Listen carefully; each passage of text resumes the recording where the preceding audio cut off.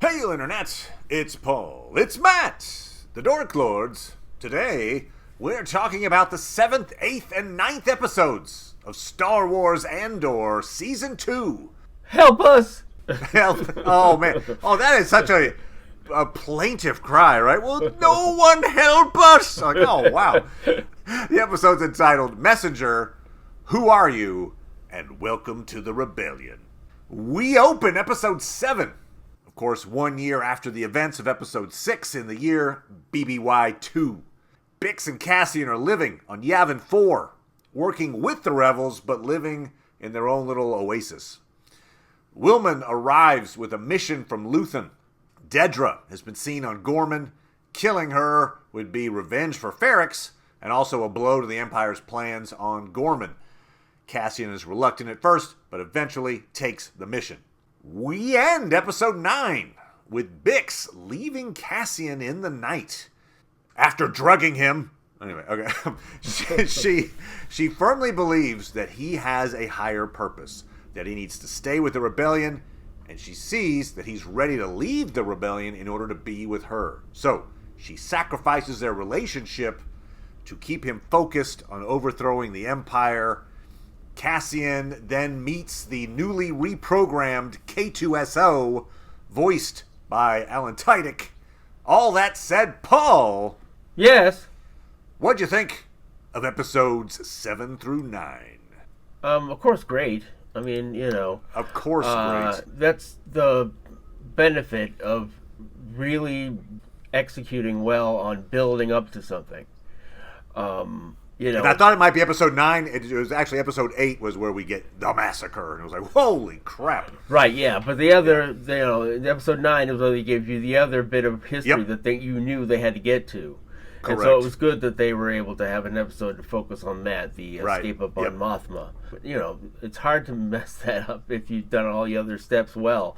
It's just sort of like, okay, make sure you execute. And they of course, do that just as great. But because these momentous events happen, they really land. So all that is just excellent. I was sorry to see Cyril go. I never called him Goofy. I respected him. You did respect him more than I did. I mean, when I call him Goofy, I still love the character. I think he's a really fascinating character. I forget he's a bit of a goof. Yeah. But, okay. I mean, I guess I would change from goof to naive here. Like he up until like the last, let's say, hour of his life, he was convinced that what he was doing was like, hey, I'm dealing with outside agitators. I'm trying to find them, root them out, and I'm gonna be good for the Empire, and that's my job. And then he realized that he had been a pawn in basically setting up a genocide, right, as Mon Mothma calls it. And so he, obviously, he's devastated. He's not like, oh well, I guess that's what. He's like, oh my God, what have I done? Breaks it off with Dedra after partially strangling her. There's a really tense scene there. Yes. And then he's got this final moment. The final words he hears are this bewildered Cassian asking the title line from the episode, "Who are you?" And Cyril realizes that his supposed, his arch nemesis he's been chasing since season 1 can't even pick him out of a lineup. And like, oh, it's just perhaps devastating. It's interesting from listening to the interviews and some other people talking about it, though. I mean, it was like the second or third time in that episode when someone was asking who he is. First the French leader is saying, "What kind of person are you to be doing this?" And also he's being questioned by other people in the episode as well. So. Great point. It's been suggested that at that point he's kind of like, who am I to be doing this? What am I doing with myself and my life? And so maybe just getting hit with that at that time. And, apparently they debated, giving, Cassian the last, to be responsible for taking him out. For killing him. But no.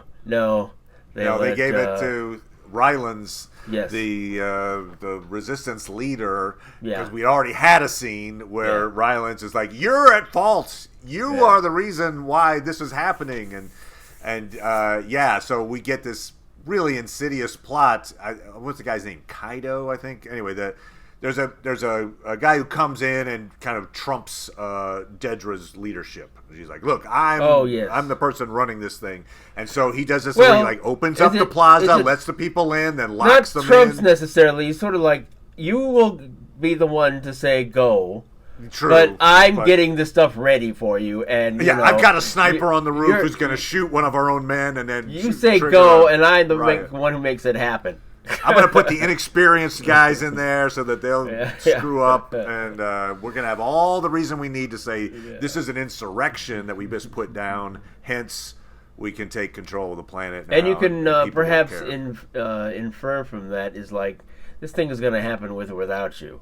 So you just have to make the decision if this is going to happen with you. And of course, that's part of her rationale, right? It's her mentor is telling her, Parthagaz, yes, that hey, you're going to get the responsibility for this. Every time she like questions, like, what's going to what's happening, what.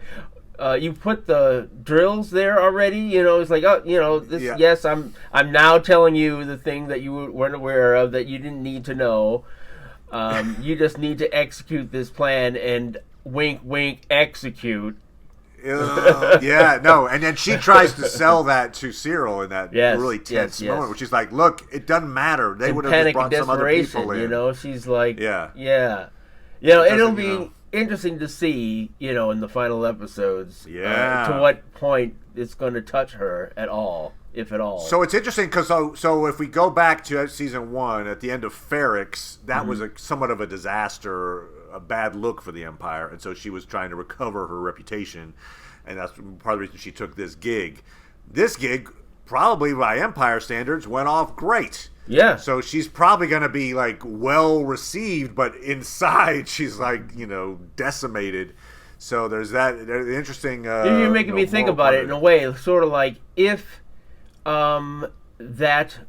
her following the evidence that would lead to access, if it worked out as she sort of wanted, or if Cyril, in going after the people who were plotting rebellion on Gorman, it would have been not to this extreme, and you wouldn't be trying for this terrible thing. It was sort of like, yes, the law and order thing that drew them together clearly are what they're most passionate to be going after. She didn't want to do this job. She wanted to continue to go after Axis, Luthen, right. And his Cyril's whole raison d'etre, that's why having Cassian there, it's like, damn you. And you're here? He was the Javert, in the Les Mis story. We do have, there's in one of the trailers, you mentioned this to me, and I'll put a picture up here on the screen. There's a shot of Dedra pointing a pistol while standing in Luthen's gallery.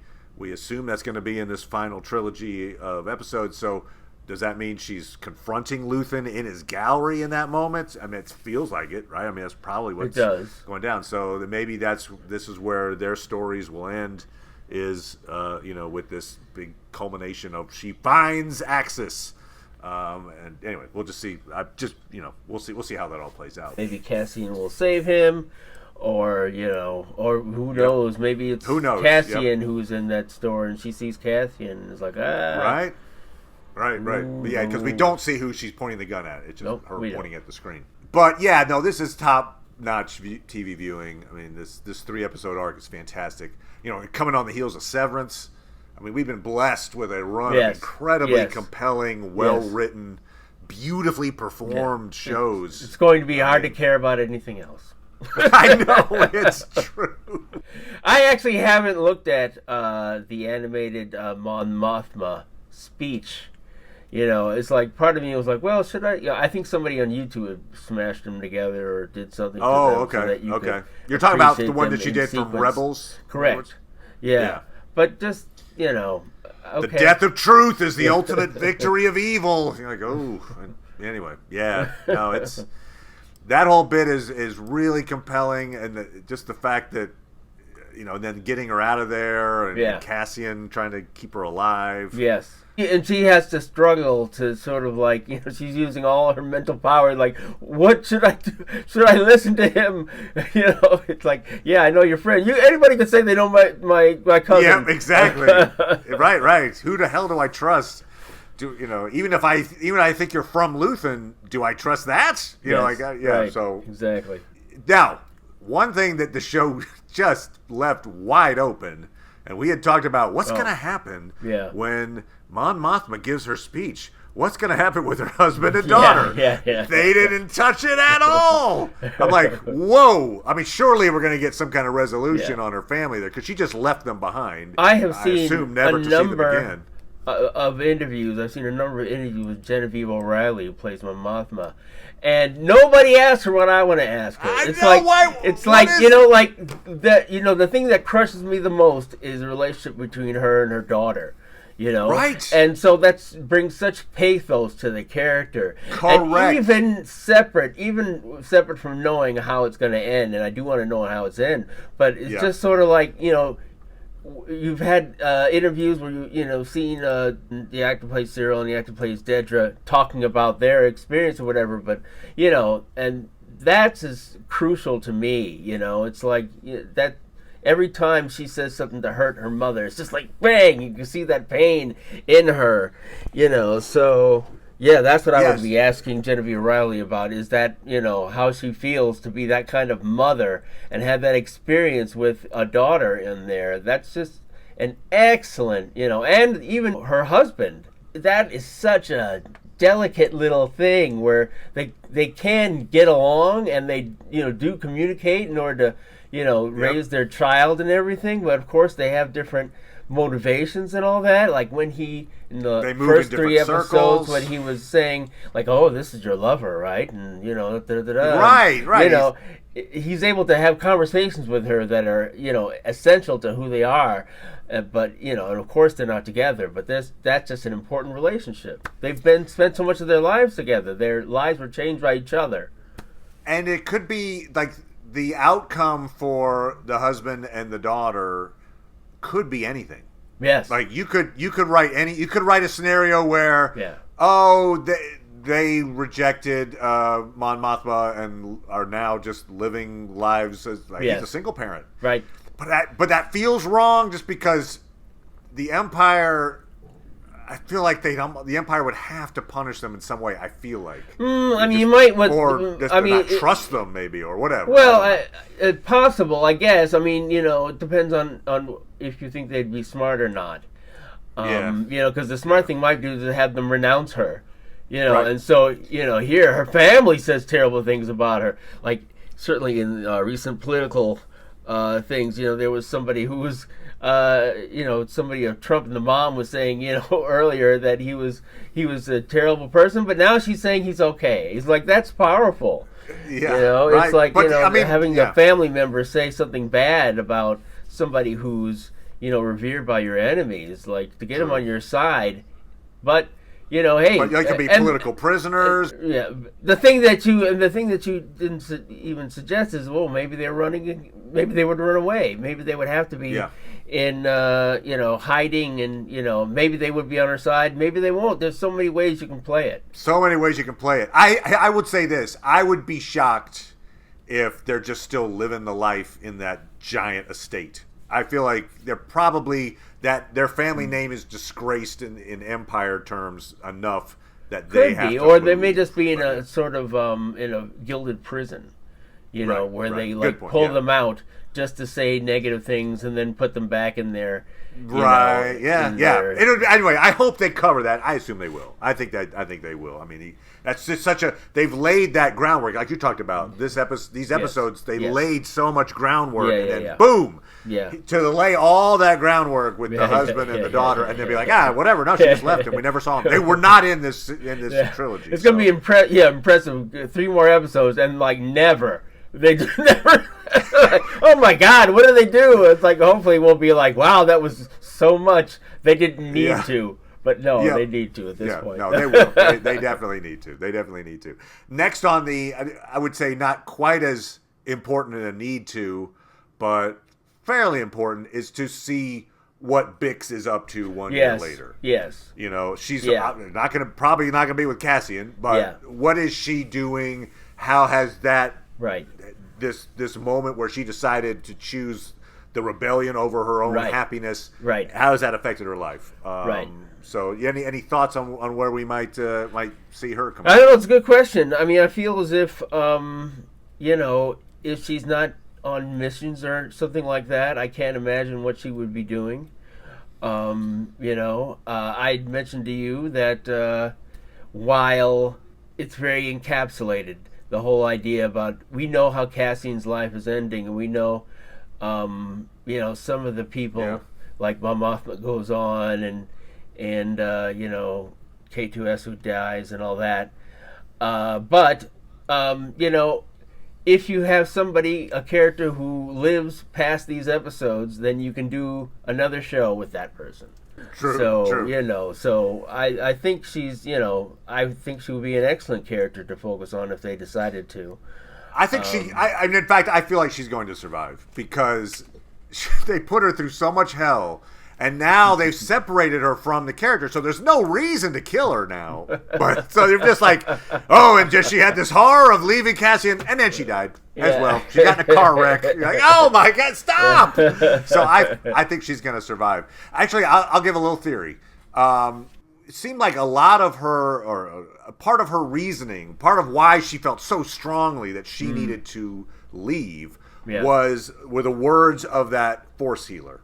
It kind of confirmed her, and she said like, and I've sensed something. She had some verbiage too that kind of suggested I'm a believer in the Force or a believer in destiny or something like that. I'm just wondering if maybe she becomes like a devotee, like almost like a religious conversion of some sort. So we see her in some kind of a Jedi temple, or not becoming a Jedi because it's way too late for that for her, but you know what I mean? Like a follower in some way, maybe. Oh, okay. I don't know. Maybe. I'll throw that out there. Yeah, I certainly wouldn't want to see her be a Jedi, but no. I wouldn't either. That I think some people have speculated or felt as if the Gilroys, the people making the show, have a particular idea about, the Force and Jedi, because we haven't seen it that much. We certainly didn't see it at all in the first season, and but we see it here in a limited sort of way. And you could even look at Rogue One and how the person who was talking about the Force as much, it was some doubt if he actually was Force sensitive or not. He had to sort of do a mantra and really sort of psych himself into it. Right. So it's not like he could do quite a lot because he was blind, but also, so he could do some things that were incredible, but it had some limits. And, probably story-wise is something that they wanted, because if you have somebody that can, do magic things, then you have to come up with ways to stop that person. So, dramatically is may have been the primary reason why we didn't see too much in that vein. Yeah, I think the idea is to show people that are grounded, people that are just people starting a rebellion, people that are on the ground, and they're not like, oh, we're the elites. These are the people that are like, hey, I fix condensers, and now I'm suddenly faced with the fact that there's tyranny. So it's interesting how they bring that aspect, because obviously, the Luke Skywalker is the chosen one, so he's the one that's coming along, but he hasn't even entered the story yet, technically. And part of the story is that, all the Jedi are gone, or in hiding or whatever, and so they shouldn't be around. So maybe she'll have a connection to that. We'll see. Yeah, just saying that's a possibility. Just because she seemed really, convinced by the Force healer, more so than I think Cassian actually was. I think the Force healer's comments to him kind of pushed him over the edge in taking the assassination mission. Sure. He wants, and he mentions it a few different times, he wants to have the freedom to choose how to live. I I'm going to choose. In other words, I choose to live with Bix. And so in this moment, he's got the rebellion. They're going to give him a promotion. Luthen is constantly sending him on missions. You've got this, and this Force healer comes up and is like, "Look, I don't know, but it seems like you're a messenger. You're someone really special, and you have a destiny." And having a destiny means you don't have a choice. Yes. And so I feel like he wanted a little self-determination in that moment. That conversation that he was having with Luthen. And I watched that again, and it was very interesting, where he was saying, like, you are always there when I need you. I came to find you here and there and there, It's like, you clearly... keep showing up at just the right moments. Yeah. So, it's like, something about you is bound to come into these situations where you're needed. So, that's sort of tragic. Definition of his character is that, he didn't want to be a part of the rebellion, and yet, situations were contriving to make him want to be in the rebellion. One last mission. Yeah. Well, it's like, I'll help you pull off this heist, but I've got my money, so I'm leaving. Oh, darn, the Empire wants to discriminately put me in prison. Not even justly, unjustly. Now I gotta lead a jailbreak. Yeah. We get this sense of a person who wants his own choices. And in some ways, I guess he's fighting for a world where people will have choices, but he's not that guy. Yeah. He's not going to be able to have his own say. Yeah. So in these next couple of episodes, we'll see if we ever see or hear even about Cassian's sister. Right. That's another character that they don't have to deal with, but it would be nice if there was some resolution. Yeah. For sure. So seeing how Luthen and Clea's end comes if they're whatever happens there. Right. We had that it's a fun moment I think where the bellhop. Oh yes. He tells Cassian rebellions are built on hope, which will now carry more resonance for Cassian in Rogue One. Sure. He could think back. He's thinking back to perhaps to Gorman and what happened there. Sure. And then we also get a little cameo from Melshi. Yes. So Melshi was, he's a member of the Rogue One team. Yeah. He was a fellow prison escapee with Cassian in season 1, and then we see him here again. Now he's on Yavin 4, so you can see his I had to look it up, and thankfully the internet told me about how... that was not obvious. After Cassian escaped from the prison, he went back to get his stuff, and one of the things he got was that gun, and he gave that to Melshi. So that's what was on the when table. She holds up, when Dedra holds up the gun. Up. Yeah, not Dedra, Vel. Yeah, Vel holds it up and says, "Oh, what's this? Who's this? Oh, yeah, me, Velji. I got it from... Yeah. We know. Don't say it. Let the audience look on the internet for it." Correct. Let them look it up. I did not get the gun reference. I recognized the guy, but I didn't recognize the gun. What? Okay. But it was telling you this is important. Yes. And you're like, oh, what? Why? Oh, okay. So just some fantastic storytelling and anti-fascist art, essentially, and it reminds you of what Star Wars in some ways is at its heart. And boy, is it really on display here. And that anti-fascist theme, so beautifully depicted here. And then the analogy of Gorman. We had the Gormans all singing their anthem in the square, and that analogy to the French Resistance in World War II. It reminded me actually of Casablanca. Sing louder. Oh no! But it reminded me of a play that I was in college. We performed Antigone. And it was the version that was translated by Jean Anouilh, and that was first performed in Paris in 1944, which would be Nazi-occupied Paris. And like Gorman, it was very dangerous to say the wrong thing in front of the wrong person. You're in occupied Paris.